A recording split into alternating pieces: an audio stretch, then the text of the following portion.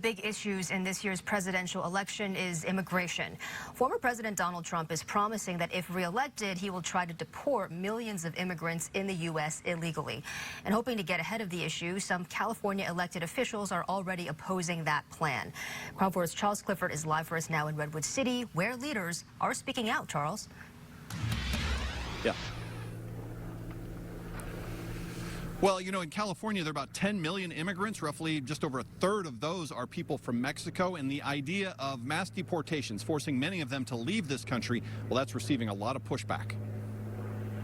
We're going to have the largest deportation in the history of our country. Former President Donald Trump has said that if reelected, he would seek to deport potentially millions of immigrants living in the U.S. illegally. On Thursday, State Senator Josh Becker and local Latino community leaders strongly condemned any plan that would involve mass deportations. And we're today here to stand up and to make and say no to mass deportation. They're also pointing out that we have been here before. Between 1929 and 1939, as many as 2 million Mexican and Mexican Americans were forced to leave the U.S. in what is known as the Mexican Repatriation. Many of those who were deported were U.S. citizens born in the United States. In 2005, California officially apologized for the Mexican repatriation. Those opposed to another era of mass deportations say we should not allow history to repeat itself. We will not let this happen again. We cannot let this happen again.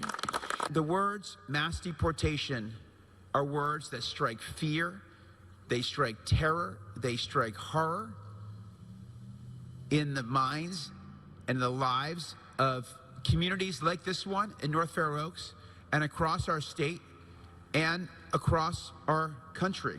While the former president is pushing for mass deportations, his opponent, Vice President Kamala Harris, has said that she does not support that plan and would instead pursue broad immigration reform, including changes to the asylum system and creating a pathway to citizenship for immigrants who are in the U.S. without legal status.